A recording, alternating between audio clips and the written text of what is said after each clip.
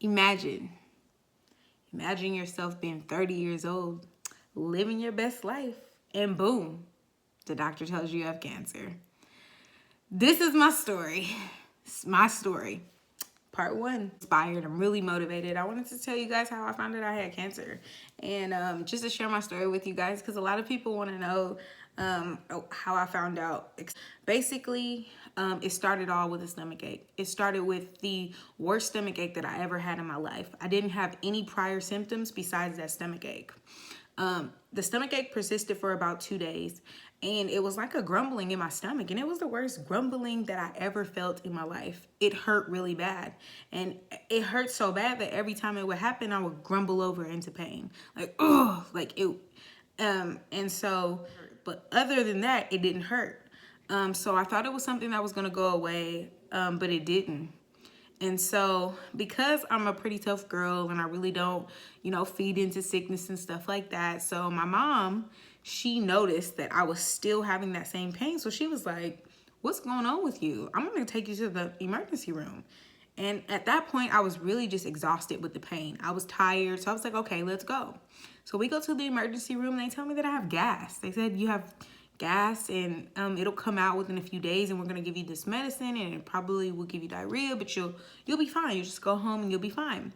That was Saturday. On Monday, I went to work like everything.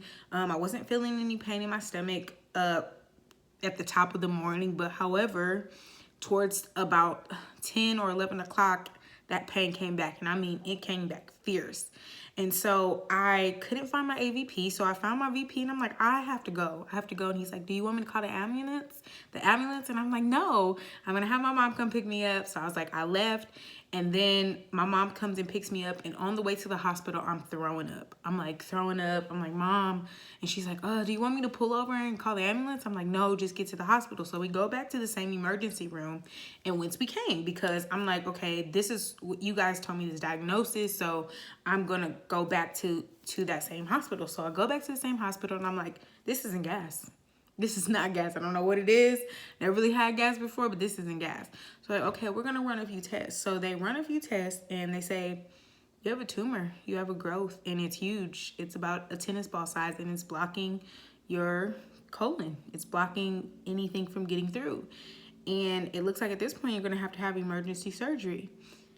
And I'm like, "Emergency surgery for what?" They're like, "You're gonna have to get an ostomy bag because this is bad." And I'm like so confused because I just had gas, is what they told me. I just had gas, and I'm like, okay, I want gas back. And they're like, so they left out of the room. Everybody was scared. We were all afraid. Nobody knows what's going on. They're saying I have to have an ostomy bag. But for one, I couldn't just take the doctor at his word. This is the same people that just told me I had gas, and now you guys are telling me you have to cut me open, and I'm going to have to shit out of my stomach. So I'm like, no.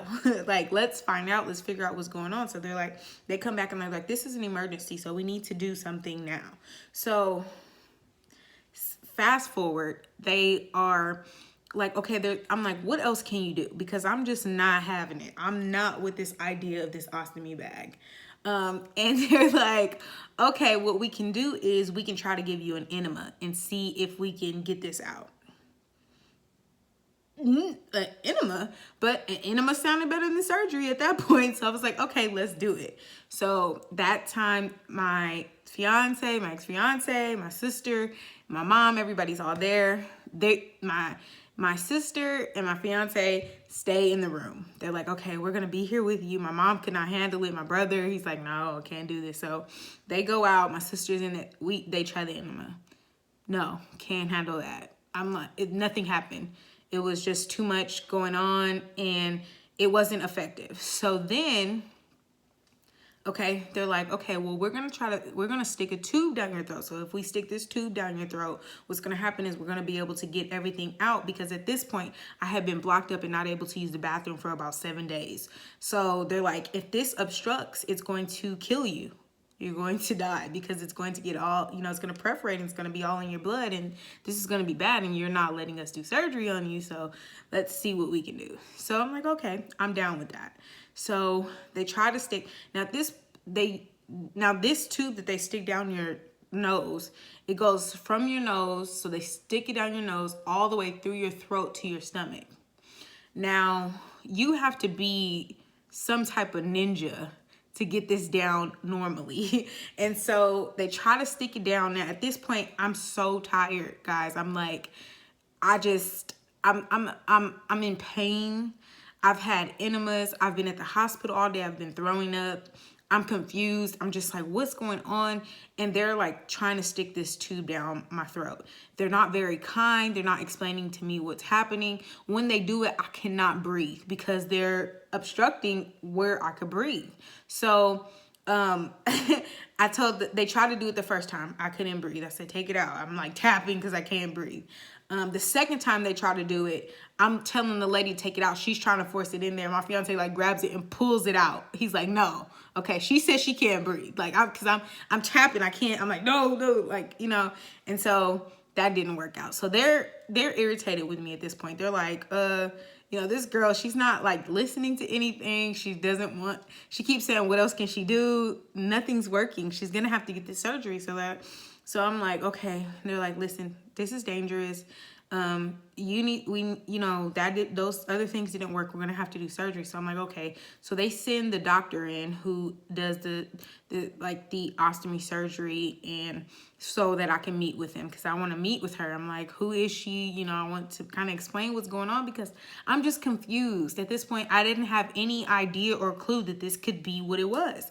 So she comes in and she has the worst bedside manner I've ever encountered in my life.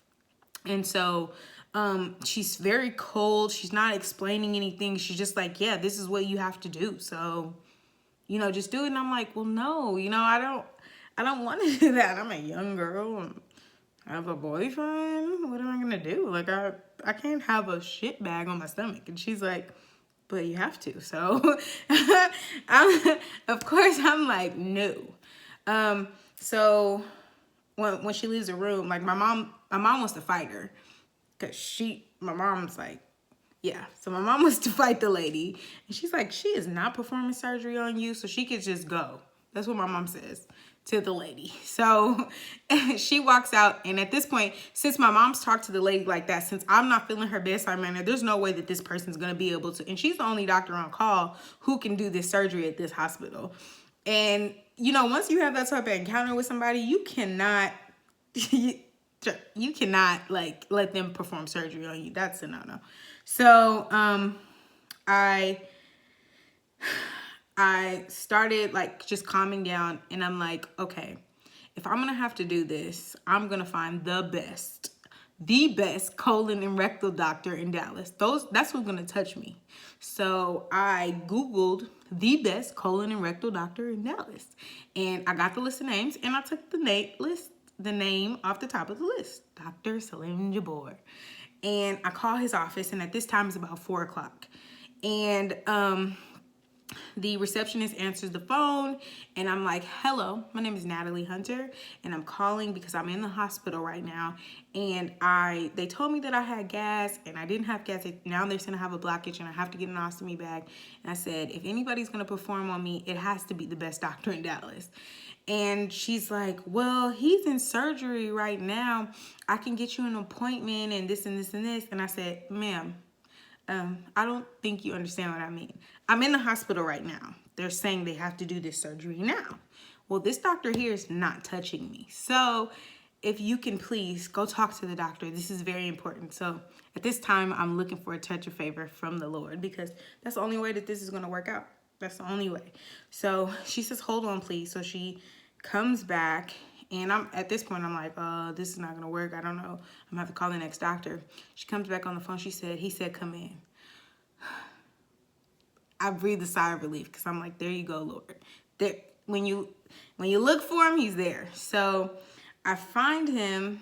I found the Lord in the situation, but I told my mom, I was like, told my family, I'm like, he said to come in. So the hospital's giving me the worst time, because they don't want me to leave, and they feel that's kind of disrespectful at this point, because they're like, we can perform this surgery, you can't just leave, and you're in an emergency situation. So they said, in order for you to leave this hospital, because you're in an emergency situation and you could die, you have to go in an ambulance.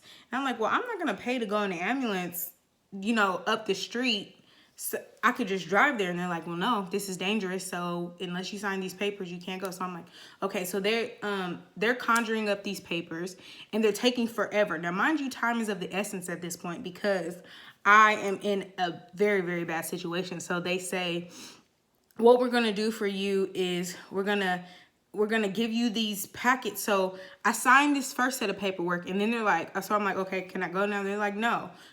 Then they're wasting more time. And so finally I get all the paperwork signed. I leave. I go to Dr. Jabor's, to the hospital. I go to the hospital where he's performed surgeries all day. So I had already sent my records over there to him so that he can look over everything and see what's going on. Now, once I get to the hospital, I meet Dr. Jabor. And let me tell you about Dr. Jabor. Dr. Jabor is tall, Middle Eastern man, good looking, very matter of fact. And he's like, I looked over the information that you send me, and they're right. You're going to have to get an ostomy bag. And this is very dangerous, and you need to do this. And I'm like, well, no. I'm telling him this and this and this. And he says, so I'm kind of going back and forth with him, and my mom's kind of going back and forth with him. And we're just like, not believing him. He said, I'm going to tell you this. He said, you came to me. Why? Because you said I'm the best. And he said, so trust me when I tell you this. He said, what I said, what they said is what you need. He said, I'm going to do you a favor. I'm going to go to lunch, and I'm going to let you decide. And it wasn't rude. It was, you need to do this. He was being direct. And so I was like, okay. So he leaves out, and I knew that my mother was just kind of like, not being able to accept this. And I knew that I had to make a decision. So I asked my sister to take my mother somewhere. I can't even remember where she took her. And when she was gone, I signed the paperwork because they give you paperwork to sign to release it. So I signed the paperwork saying, I would, no. What happened was Dr. Jabor comes back when my mother's gone, and he says, you know what? I'll tell you what. He said, I'm going to do a colonoscopy first because I have to kind of see what's going on, and I want to see what's in there. And he said the colonoscopy takes 15 minutes. People do it all the time. It's outpatient. It's going to be fine. And he said, if I find what I think that it is, I'm just going to go ahead and go to surgery. So I need you to sign both papers. And so I was like, okay. So, because he knew that he needed to kind of massage me into it because I was scared and I was afraid. So he was like, okay, well, but he knew the whole time that I was going to have the major surgery. And when I woke up, I had a hole in my stomach. And when I tell you that was the worst pain I ever experienced in my life. I didn't expect to wake up with a hole in my stomach, which I think kind of made it a little bit worse because I expected to wake up from the colonoscopy, and which I did, but I don't remember. My family, they came and kissed me and everything, but I didn't know. But Dr. Jabor knew, but he just knew that he had to make me comforted and ease into it. So once I signed the paperwork, he was able to move forward and go into the surgery. And when I woke up from the surgery, I was on a medicine called Dilaudid. And I don't know if anybody's familiar with that, but I was high. And when I tell you I was out of it, I don't remember the first 2 days. My heart rate was 150. My father's deceased, and I was speaking with him. My family heard me. Everybody heard me.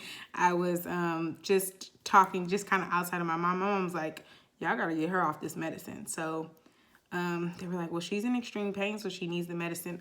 They gave me this button that I had to press every 7 or 8 minutes in order to get the medicine because they couldn't inject it in me on their own. I had to press it to consent to it. And I was so high that I couldn't really do it on my own. They kind of had to lead me there. But I was in pain. So that was just life-changing right there. I couldn't move. I was cut from almost the bottom part of my, from my sternum to the top part of my pelvis. And I had the hole for the ostomy there. So I'm going to have to stop there. You're going to have to catch the next episode because I need a different energy to tell that story. But thanks. Continue to listen. I hope you guys are super interested at this point, and I can't wait to share the rest of my story with you. Catch you next time.